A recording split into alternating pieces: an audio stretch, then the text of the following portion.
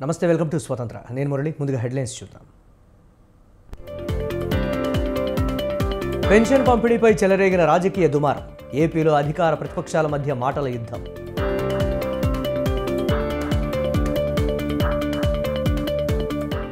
రైతు కుటుంబాలను ఏనాడైనా పరామర్శించారా? ఎన్నికలు రాగానే కేసీఆర్ బయటకు వచ్చారన్న కొండా సురేఖ.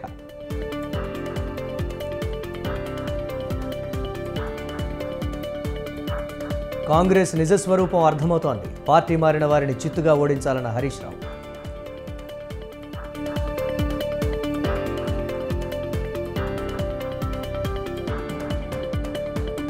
ఫోన్ ట్యాపింగ్ కేసులో రాధాకిషన్ రావుకు కస్టడీ. 7 రోజుల పోలీస్ కస్టడీకి నాంపల్లి కోర్టు అనుమతి.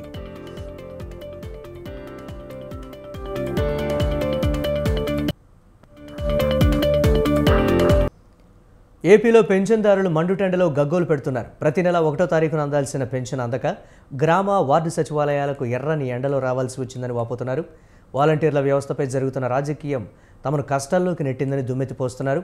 ఎన్నికల కమిషన్ ఆదేశించిన విధంగా వైసీపీ సర్కార్ ప్రత్యామ్నాయ ఏర్పాట్లు చేయకుండా పింఛన్దారుల సానుభూతి కోసం కుట్ర సాగిస్తోందని తెలుగుదేశం పార్టీ విరుచుకుపడుతున్నా ఎండలో కన్నీరు పెడుతూ మండిపడుతున్న వృద్ధులు, వికలాంగుల తిట్లు ఎన్నికల్లో టీడీపీకి బ్యాక్ ఫైర్ అవుతుందా?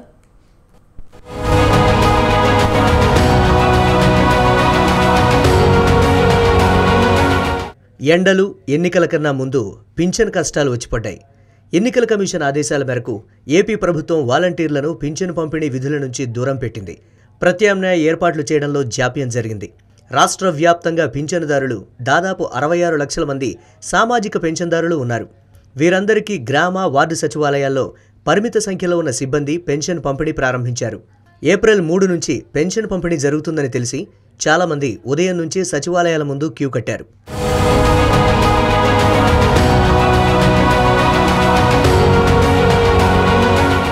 ఎండల కారణంగా ప్రత్యేక జాగ్రత్తలు తీసుకుంటూ రాష్ట్ర వ్యాప్తంగా గ్రామ వార్డు సచివాలయాల వద్ద పింఛన్లు పంపిణీ చేసేలా చర్యలు చేపట్టాలని రాష్ట్ర ప్రభుత్వం అన్ని జిల్లాల కలెక్టర్లకు ఆదేశాలు జారీ చేసింది. అలాగే వికలాంగులు, అనారోగ్యంతో ఉన్నవారు, నడవలేని వృద్ధులు, మంచం, వీల్ చైర్లకే పరిమితమైన వారికి తప్పనిసరిగా ఇంటి వద్దే పింఛన్లు పంపిణీ చేయాలని జగన్ సర్కార్ స్పష్టమైన ఆదేశాలు జారీ చేసింది. ఎన్నికల నేపథ్యంలో ఏప్రిల్, మే, జూన్లో పింఛన్ల పంపిణీకి కొత్త మార్గదర్శకాలు సూచిస్తూ పంచాయతీరాజ్, గ్రామీణాభివృద్ధి శాఖ చీఫ్ సెక్రటరీ శశిభూషణ్ కుమార్ ఆదేశాలు జారీ చేశారు.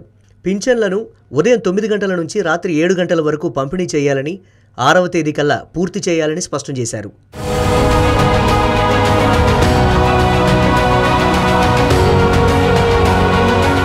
పింఛన్లు అందుకునేందుకు ఉదయాన్నే గ్రామ వార్డు సచివాలయానికి వచ్చిన పింఛన్దారులు కష్టాలు పడ్డారు. చాలామందికి తమ కుటుంబ సభ్యులను మంచాల మీద, వీల్చైర్లలోనూ గ్రామ సచివాలయాలకు తీసుకొచ్చారు. చాలా చోట్ల పింఛన్దారులు మీడియాతో, క్యూలో ఉన్న వారితో తమ కష్టాలు వెళ్లబోసుకున్నారు. వాలంటీర్లు అనేటోళ్ళు పెద్ద మంచి సమస్య తీసుకొచ్చి మాకు ఇంటికాడ ఇచ్చారు. మాకు జబ్బులు ఉండలము, కాళ్ళు ఇరిగిన వాళ్ళము, చేతులు ఇరిగిన వాళ్ళము చాలా నష్టపోతున్నాం. ఇటు వచ్చి ఎండలకు నీళ్లు, అన్నము టయానికి దొరకలేదు. టయానికి 1వ తేదీ ఇచ్చాడు మాకు. ఇట్లా వచ్చి లైన్లలో నిలబడి దొబ్బుకుంటా తోసుకుంటా కింద పడితే మాకు ఎవరు సమాధానం చెప్పండి. చాలా ఇబ్బంది ఇటైతే. వాలంటీర్లు ప్రతి నెల 1వ తేదీ ఉదయం 6 గంటలకే తమ వద్దకు వచ్చి పెన్షన్లు ఇచ్చేవారని కడప జిల్లా పులివెందులలో పెన్షన్దారులు చెప్పారు. ఇప్పుడు అవస్థలు పడుతున్నామని వారు ఆవేదన వ్యక్తం చేశారు. ఈ పరిస్థితికి కారణమైన వారికి తమ ఉసురు తగులుతుందని దుమ్మెత్తిపోశారు. వాలంటీర్ వ్యవస్థను నాశనం చేయడం వల్ల తాము ఎండలో పడిగాపులు కాయాల్సి వచ్చిందని వృద్ధులు వాపోయారు. కార్యాలయాల వద్దకు వికలాంగులు ఆటోల్లో వెళ్లాల్సి వస్తోందన్నారు. వాలంటీర్ల ద్వారా మళ్లీ పెన్షన్లు పంపిణీ చేసే ఏర్పాటు ప్రభుత్వం చేయాలని వారు కోరారు. వాలంటీర్ వ్యవస్థ మాకు తెల్లవారి వెళ్ళేసి మనకి కాలు కడగకుండా మనకి ఇవ్వాల్సిన కూరకు, ఇవ్వాల్సిన పెన్షన్, ఇతల బియ్యం, ఇతల 18,000, ఇతల పిల్లలకి, తరువాత ఏంటంటే గర్భవతులకి అన్ని విధాలకు కూడాను లేబర్కి సుఖజీవనంగా ఉంది. ఈ వ్యవస్థ మరి ఏ రాజ్యం ఎలాగున్నదో మాకు తెలియదు, కానీ మన నిరుపేదలకు మాత్రము ఈ వ్యవస్థ మాకుంటే బాగుంది అన్నట్లుగా ఉంది. ఒక పక్క పెన్షన్దారులు కష్టపడుతూ ఉంటే ఈ అంశంపై తెలుగుదేశం వైసీపీ నాయకుల మధ్య మాటల తూటాలు పేలాయి. నాయకులు పరస్పరం దుమ్మెత్తి పోసుకుంటున్నారు. వృద్ధాప్య పెన్షన్ల విషయంలో కూడా వైసీపీ నాయకులు నీచ రాజకీయం చేస్తున్నారని మండిపడ్డారు మాజీ మంత్రి అమర్నాథ్ రెడ్డి. ప్రభుత్వం దగ్గర డబ్బు లేకపోయినా పెన్షన్దారులను సచివాలయాల వద్ద మండుటెండలో ఎండబెడుతున్నారని ఆగ్రహం వ్యక్తం చేశారు. ఓటమి భయంతోనే జగన్ ప్రభుత్వం ఇలాంటి దారుణాలకు పాల్పడుతోందని అన్నారు.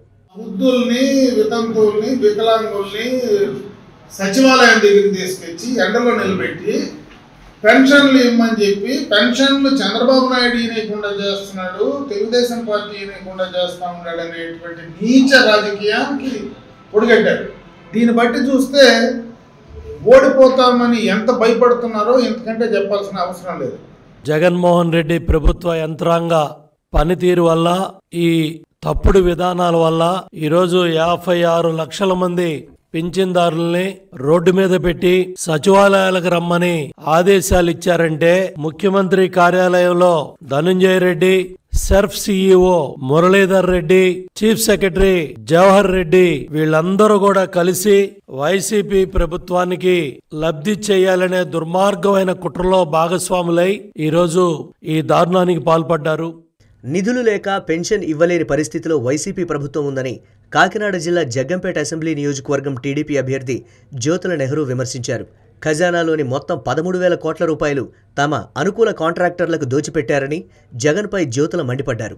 ఎలక్షన్ కమిషన్కు వచ్చినటువంటి కొన్ని పిటిషన్స్ ఆధారంగా చేసుకుని ఎలక్షన్ కమిషన్ కొన్ని నిర్ణయాలు తీసుకున్నాయి.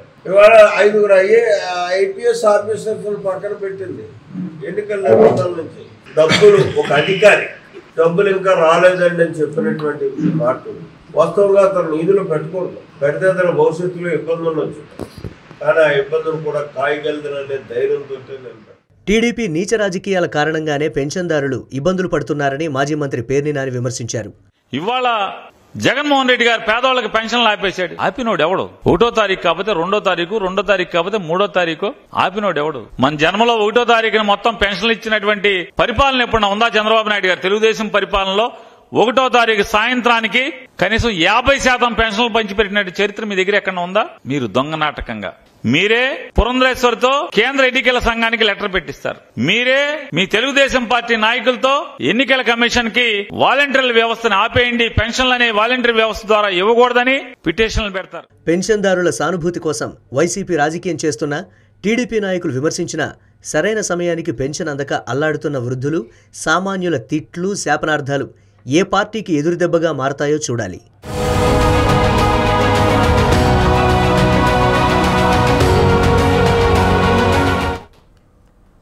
ఫోన్ ట్యాపింగ్ వ్యవహారం తెలంగాణ రాజకీయాల్లో ప్రకంపనలు రేపుతోంది. బీఆర్ఎస్ నేతలపై కాంగ్రెస్ తీవ్రస్థాయిలో ఆరోపణలు చేస్తుంటే మాకేం సంబంధం లేకుండా కుట్రపూరితంగా వ్యవహరిస్తున్నారని గులాబీ నేతలు మండిపడుతున్నారు. మరోపక్క దోషులను పక్కన పెట్టే ప్రయత్నం చేస్తున్నారని రేవంత్ సర్కార్పై కమలనాథులు సీరియస్ అవుతున్నారు. ఇంతకీ ఎవరి మాటల్లో ఎంత వాస్తవం ఉంది? ఈ వ్యవహారం వెనుక అసలు సూత్రధారి ఎవరన్నది రాష్ట్ర రాజకీయాల్లో హాట్ టాపిక్గా మారింది.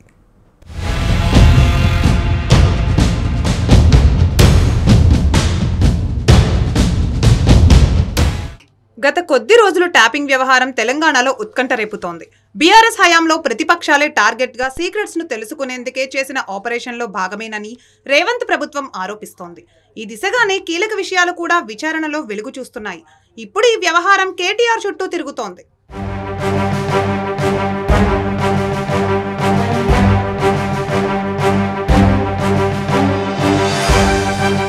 హీరోయిన్లు ఫోన్ ట్యాపింగ్ చేశారు అంటూ కేటీఆర్ పై తీవ్ర స్థాయిలో ఆరోపణలు వెల్లువెత్తుతున్నాయి. దీనితో ఈ అంశంపై స్పందించిన కేటీఆర్ కాంగ్రెస్ టార్గెట్ గా విరుచుకుపడ్డారు. అలాంటి ఇల్లీగల్ పనులు చేయాల్సిన అవసరం, కర్మ తనకు లేదని, దమ్ముంటే ఆధారాలు బయటకు తీసి చర్యలు తీసుకోవాలని డిమాండ్ చేశారు. తన క్యారెక్టర్ను దెబ్బతీసేలా మాట్లాడితే మంత్రి అయినా ముఖ్యమంత్రి అయినా తాట తీస్తానని, న్యాయ పోరాటం చేస్తానని హెచ్చరించారు.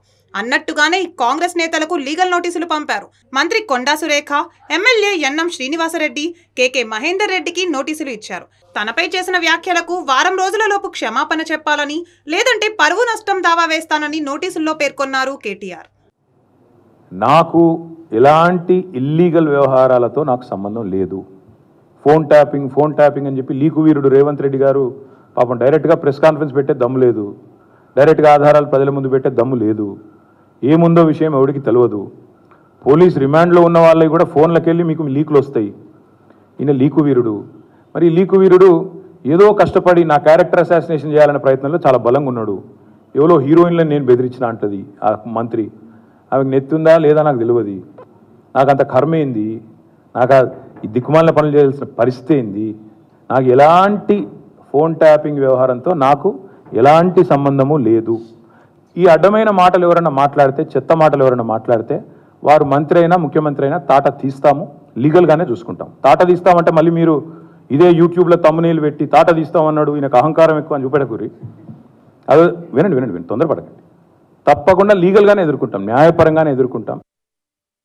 ఇక ఇదే అంశంపైన స్పందించారు బీజేపీ సీనియర్ నేత ఎంపీ లక్ష్మణ్. అసలు దోషులను తప్పించే ప్రయత్నం చేస్తోందని రేవంత్ సర్కార్పై మండిపడ్డారు.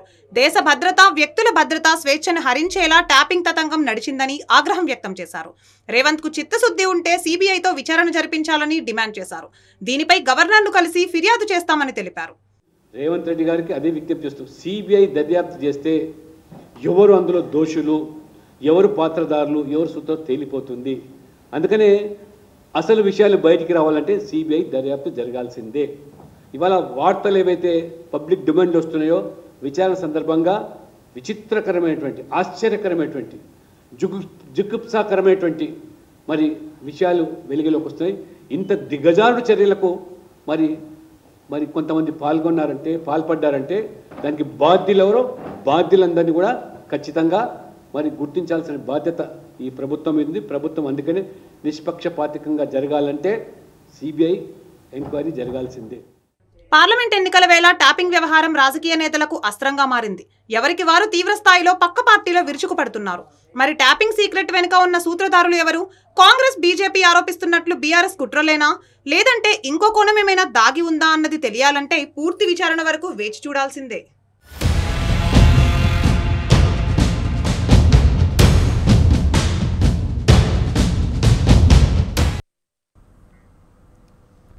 తెలంగాణలో నీటి కష్టాలు కలవరపెడుతున్నాయి. తాగు, సాగునీరు ఇబ్బందులు రేవంత్ సర్కార్కు సంకటంగా మారాయి. పంటలు ఎండిపోయి రైతులు లబోదిబోమంటుంటే వారికి అండగా మేమున్నామంటూ బీఆర్ఎస్ పోరుబాటు పట్టింది.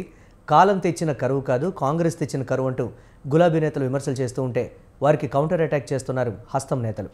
దీంతో తెలంగాణ రాజకీయం అంతా నీళ్ల చుట్టే తిరుగుతోంది.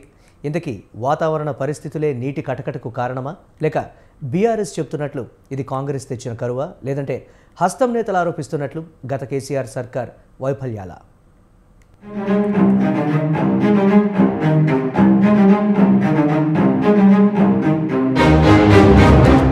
తెలంగాణలో నీటి కష్టాలతో జనం అల్లాడుతున్నారు. ఓవైపు తాగునీటికి అవస్థలు పడుతుంటే మరోపక్క సాగునీరు లేక పంటలు ఎండిపోయి అన్నదాతలు ఆందోళన చెందుతున్నారు. అయితే ఈ పరిస్థితిలో తాగునీటి అవసరాలకే అధిక ప్రాధాన్యతనిస్తోంది కాంగ్రెస్ సర్కార్. అత్యవసరమైతే తప్ప సాగునీటిని విడుదల చేయడం లేదు. దీంతో పంటలు ఎండిపోయే దుస్థితి ఏర్పడింది. అయితే ఈ పరిస్థితులను బీఆర్ఎస్ క్యాచ్ చేసుకుంది. రైతులకు అండగా పోరుబాట పట్టింది. ఈ క్రమంలోనే ఇటీవలే మాజీ సీఎం కేసీఆర్ పలు జిల్లాల్లో పర్యటించి క్షేత్రస్థాయిలో పంటలు పరిస్థితులను పరిశీలించారు. రైతుల సమస్యలను అడిగి తెలుసుకున్నారు. ఈ సందర్భంగా రేవంత్ సర్కార్ తీవ్రస్థాయిలో నిప్పులు చెరిగారు. కేసీఆర్ 10 ఏళ్ల పాటు పచ్చగా ఉన్న తెలంగాణలో రైతు ఆత్మహత్యలు మొదలయ్యాయని ధ్వజమెత్తారు. 100 రోజుల పరిపాలనలో 200 మంది రైతులు ఆత్మహత్యలు. నేను కొద్దిగా బాధపడుకుంటూ మాట్లాడుతున్న ఆవేదనతో, ఎందుకంటే రైతులు మళ్ళా ఆత్మహత్య చేసుకునే దుస్థితి ఈ రాష్ట్రంలో వస్తుందని చెప్పి మేము కళ్ళ కూడా అనుకోలే. ఎందుకంటే చాలా వరకు పనులు మేము చేసి పెట్టినాం, పటిష్టంగా చేసి పెట్టినాం. మరి ఎందుకు సంభవిస్తున్నట్టు ఈ ఆత్మహత్యలు? ఈ లక్షల ఎకరాల్లో పంటలు ఎందుకు ఎండిపోతున్నట్టు? దేశంలోనే నంబర్ 1 స్థాయికి ధాన్యం ఉత్పత్తిలో ఎదిగిన రాష్ట్రం అనతి కాలంలో, ఇంత స్వల్ప కాలంలో ఎందుకు ఈ బాధకు గురి కావాలి? దీనికి కారణం ఏంటి? మరి ఆ రాష్ట్రానికి ఏం చెదలు పట్టింది? అలా 100 రోజులలో ఇంత అస్తవ్యస్తమైంది. దీని ఉన్న తమాషా ఏంది? కొత్తగా నడిపించేది ఏం లేదు, కొత్తగా మొదలు మోసేది లేదు, కట్టెలు కొట్టేది లేదు. అలాగే మాజీ మంత్రులు కేటీఆర్, హరీష్ రావు కూడా కాంగ్రెస్ ప్రభుత్వంపై దుమ్మెత్తిపోస్తున్నారు.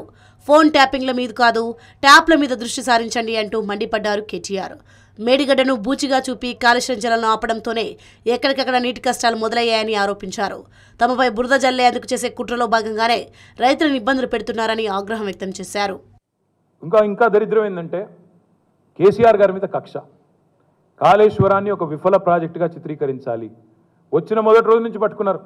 కాళేశ్వరం కొట్టుకొని పోయింది, కాళేశ్వరం మొత్తం స్కాము, కొట్టుకపోయింది లేనేలేదు, మేడిగడ్డ మేడిపండైంది అని చెప్పి నోటికొచ్చినట్టు మాట్లాడినారు, విషప్రచారం చేశారు. మరి నేను అడుగుతా ఉన్నా, నిన్న కేసీఆర్ గారు బయలుదేరి ఆయన నల్గొండకి, జనగామకి, సూర్యాపేటకు పోగానే ఎట్లా చాలైనాయి పంపులు? Gayatri pump house, Nandi pump house ఎట్లా చాలైనాయి, ఎట్లా నీళ్లు పరుగులు పెడుతూ ఇవాళ ఆ దృశ్యాలు మీరు చూసే ఉంటారు. ఇక బీఆర్ఎస్ చేసిన విమర్శలకు కౌంటర్ ఇచ్చారు సీఎం రేవంత్ రెడ్డి. బీఆర్ఎస్ 10 ఏళ్ల పాలనలో 100 ఏళ్ల విధ్వంసం జరిగిందని విమర్శలు గుప్పించారు. వర్షాకాలం, చలికాలం ఎప్పుడొస్తుందో కూడా ఆ పార్టీ నేతలకు తెలియడం లేదని, 10 ఏళ్ల తర్వాత అయినా వారికి రైతులు, వ్యవసాయం గుర్తొచ్చినందుకు సంతోషంగా ఉందంటూ వ్యంగ్యాస్త్రాలు సంధించారు. అలాగే కేసీఆర్ వ్యాఖ్యానించిన రైతు ఆత్మహత్యలపై స్పందించిన ఆయన ఆ వివరాలు ఇస్తే నష్టపరిహారం అందజేస్తామన్నారు. పేర్లు చెప్పమను, పేరు ఊర్లు ఇవ్వమను, నష్టపరిహారం ఇద్దాం. 200 నెంబర్ చెప్పుడు కాదు, పేర్లు వాళ్ళ వివరాలు ఇవ్వమను, తప్పకుండా ప్రభుత్వం నుంచి వాళ్ళని ఆదుకుందాం. సూటిగా నేను చంద్రశేఖరరావుని అడుగుతున్నా, ఏ రైతు, ఏ ఊరు, అతని వివరాలు మాకు పంపుండి. నిజంగానే రైతులు చచ్చిపోయి ఉంటే రైతుల పట్ల సానుభూతి ఉన్న రైతు ప్రభుత్వం మాది, ఆ రైతు కుటుంబాలను ఆదుకునే బాధ్యత మాది. 200 కుటుంబాలను ఎన్నికలైన మరుక్షణం సచివాలయానికి పిలిచి వాళ్ళని ఏ రకంగా ఆదుకోవాలో మా ప్రభుత్వం నిర్ణయం తీసుకుంటుంది. చంద్రశేఖరరావు గారికి 48 గంటల సమయం ఇస్తున్న చనిపోయిన రైతుల 200 మంది రైతుల వివరాలు ప్రభుత్వానికి నివేదిక రూపంలో ఇవ్వాల్సిందిగా నేను వారిని కోరుతున్నా. ఇకపోతే నీటి ఎద్దడితో తెలంగాణ వాసులు అల్లాడిపోతున్నారు.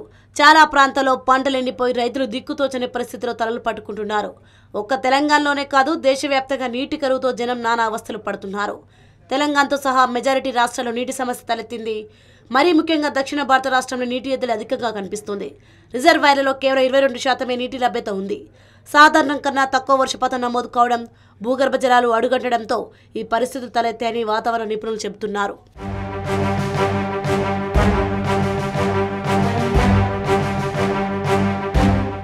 గతంలో హైదరాబాద్ అవసరాల కోసం వినియోగించే కృష్ణా, గోదావరి జలాలను సాగునీటి కోసం వినియోగిస్తోంది.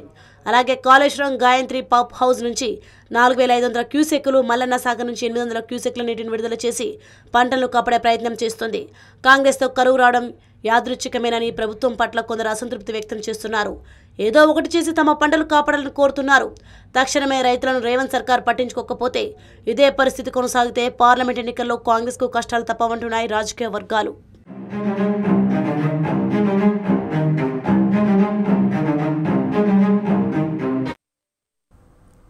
సార్వత్రిక ఎన్నికల ప్రచారంలో భాగంగా చిత్తూరు తెలుగుదేశం పార్టీ అభ్యర్థి గురజాల జగన్మోహన్ దూసుకుపోతున్నారు. ఇంటింట ప్రచారం నిర్వహిస్తున్నారు. స్థానిక ప్రజలకు తెలుగుదేశం పార్టీ ఎప్పటికీ అండగా ఉంటుందని భరోసానిస్తున్న చిత్తూరు తెలుగుదేశం పార్టీ అభ్యర్థి గురజాల జగన్మోహన్తో మా ప్రతినిధి జేజీరామ్ ఫేస్ టు ఫేస్. అభ్యర్థి గురజాల జగన్మోహన్ అత్యద్భుతమైనటువంటి ప్రచారం చేస్తున్నారు. ప్రజల్లో దూసుకెళ్లేటువంటి పరిస్థితి. ఇవాళ చిత్తూరు మిట్టూరులో మనం చూసుకున్నట్టయితే 29 అదేవిధంగా 38 వార్డుల్లో కూడా పర్యటిస్తున్నారు. ప్రజలంతా కూడా బ్రహ్మరథం పడుతున్నారు. అన్న 5 నెలలుగా మనం చూసుకుంటే ప్రజల్లో ఫుల్గా మీరు జోష్ కనపడుతుంది. అంటే ఈ యొక్క ఎలక్షన్స్ ఏ విధంగా ఉండబోతాయంటారు? ఖచ్చితంగా రానున్న 2024లో తెలుగుదేశం ప్రభుత్వం అధికారంలోకి వచ్చేది సత్యం. ఇక్కడ చిత్తూరు నియోజకవర్గంలో భారీ మెజారిటీతో చిత్తూరు నియోజకవర్గ ప్రజలు తెలుగుదేశం పార్టీని నన్ను గెలిపిపోతుంది. అలాగే మాకున్న మా అధికారులు మాకున్న మా పార్టీ నాయకులు కావచ్చు, మా ఎంపీ గారు కూడా కావచ్చు, ఒక మంచి అధికారిగా రిటైర్డ్ అయిన వ్యక్తి ప్రసాదరావు గారిని మాకు చంద్రబాబు నాయుడు గారు చిత్తూరుకి ఎంపీగా కూడా ఇచ్చారు. అలాగే ఇక్కడ చిత్తూరు నియోజకవర్గానికి సంబంధించిన నాయకులు కూడా పెద్ద ఎత్తున తెలుగుదేశం పార్టీలో చేరడం జరిగింది. కావున ప్రజలు ఎప్పుడు ఓటేయాలని ఎదురు చూస్తున్నారు. మే 13వ తేదీన ప్రజలు నిర్ణయించుకుంటారు తెలుగుదేశం పార్టీకి ఓటేయడానికి. 3 పార్టీలు కూడా మీకు బ్రహ్మరథం పడుతున్నారు. టీడీపీ కావచ్చు, జనసేన కావచ్చు, అదేవిధంగా భారతీయ జనతా పార్టీ ప్రతి ఒక్కరు కలిసి ముందుకెళ్ళేటువంటి పరిస్థితి కనపడుతుంది. అదేవిధంగా మాజీ ఎమ్మెల్యే సీకే బాబు ప్రతి ఒక్కరు వస్తున్నారు. అంటే 2014లో రాష్ట్ర విభజన జరిగిన తర్వాత కొన్ని అనివార్య కారణాలతో బీజేపీకి తెలుగుదేశం పార్టీకి కొద్ది గ్యాప్ ఏర్పడిన మాట నిజమే. ఇప్పుడు ఉన్న వైఎస్ఆర్ ప్రభుత్వం ఏదో పెద్ద మాటలు చెప్పింది. దాన్ని కూడా గమనించిన బీజేపీ ఈరోజు తిరిగి జనసేన, తెలుగుదేశం, బీజేపీ ఒకటైనాము అంటే ఈ రాష్ట్ర ప్రజలు శ్రేయస్సు కోరి మాత్రమే ఒకటైనాం. వ్యక్తిగత ప్రయోజనాల కోసం ఏ ఒక్క వ్యక్తి చంద్రబాబు నాయుడు గారికి రాజకీయం లేకపోతే ఏమీ కాదు. మరీ ముఖ్యంగా పవన్ కళ్యాణ్ గారికి ఒక సినిమా నటిస్తే 70 నుండి 100 కోట్లు వచ్చే వ్యక్తి ప్రజల కోసం రావాల్సిన అవసరం లేదు. ఈ దేశాన్ని 10 సంవత్సరాలు పరిపాలించిన నరేంద్ర మోడీ గారు ఇప్పుడు కలిసి మళ్ళీ రేపటికి రేపు ఏదో చేయాలనే కోరిక అయితే లేదు. ఈ దేశం రాష్ట్రం బాగుపడాలి అంటే ఈ దేశానికి నరేంద్ర మోడీ ఏమి అవసరమో ఈ ఆంధ్ర రాష్ట్రానికి నారా చంద్రబాబు నాయుడు కూడా అంతే అవసరమని గుర్తించిన 3 పార్టీలు ఏకమై ఆంధ్ర రాష్ట్రాన్ని కాపాడడమే ఏకైక లక్ష్యంగా పెట్టుకొని 24 ఎన్నికలకి ముందుకెళ్తున్నారు. మీరు నడిచేటువంటి 29వ వార్డులో ఒక పక్క దోబీ షాప్ కావచ్చు, మరో సైడు టైలరింగ్ షాపులో కూడా వాళ్ళు ధైర్యం చెప్తున్నారు, వచ్చిన ఎన్నికల్లో మీకు అందరికీ అనుగుణంగా ఉంటాం, ముందుకు తీసుకెళ్తామని చెప్పారు. అంటే ఇక్కడ స్థానికంగా వైఎస్ఆర్ పార్టీ నాయకులు కొందరు బెదిరింపులకు పాల్పడుతున్నారు. అంటే ఆ పార్టీ నాయకులు వ్యక్తిగతం కూడా ఎదుటోళ్ళని భయపెట్టి బతకడమే. కాబట్టి కొందరు నాయకులు ఎవరైతే ఈరోజు పాల్గొన్నారో రేపొద్దున వాళ్ళకి ఫోన్లు చేయడము, వాళ్ళని భయపెట్టడం చేస్తున్నారు. ఆ సందర్భంలో కొందరు భయపడుతున్నారు కాబట్టి వాళ్ళకి ధైర్యం చెప్పాల్సి వచ్చింది. కొందరికి పోయి ధైర్యం చెప్పాం, ధైర్యంగా మీరు వ్యాపారాలు చేసుకోండి, ఎటువంటి ఇబ్బందులు లేదు అని. Thank you. అంటే గురిజాల జగన్మోహన్ ఒకటే చెప్తున్నారు, ఇక్కడ ఉన్నటువంటి స్థానికంగా ఉన్నటువంటి ఆ యొక్క ప్రజలు ఎవరైతే ఉన్నారో వాళ్ళకి ఎప్పుడూ కూడా తెలుగుదేశం పార్టీ వెన్నంటే ఉంటుంది, అన్నింటినీ కూడా వాళ్ళకి కావాల్సినటువంటి అవసరాలు ఏవైతే ఉన్నాయో ప్రతి ఒక్కటి కూడా తీరుస్తాము. ఎన్నికల్లో మీరు కేవలం సైకిల్ గుర్తుకే కూడా మీ యొక్క ఓటును వేసి నన్ను ఫుల్ ప్లెడ్జ్గా కూడా గెలిపించండి, అత్యధిక మెజార్టీతో గెలిపించి మనమంతా ఒక ఉన్నత స్థాయిలో కూడా ఉండి మీకంతా మంచి కార్యక్రమాలు కూడా చేస్తాము. రానున్నటువంటి 5 ఏళ్ళు ఏ విధంగా అయితే గడిచి 20 ఏళ్ళు వెనక్కి వెళ్ళిపోయారో రానున్నటువంటి భవిష్యత్తు 30 ఏళ్ళ భవిష్యత్తును తెలుగుదేశం పార్టీ మీకు అందిస్తుందనేటువంటిది స్వతంత్ర టీవీకి చెప్తున్నారు. కెమెరామెన్ లోకేష్తో జయజరామ్, స్వతంత్ర టీవీ, చిత్తూరు.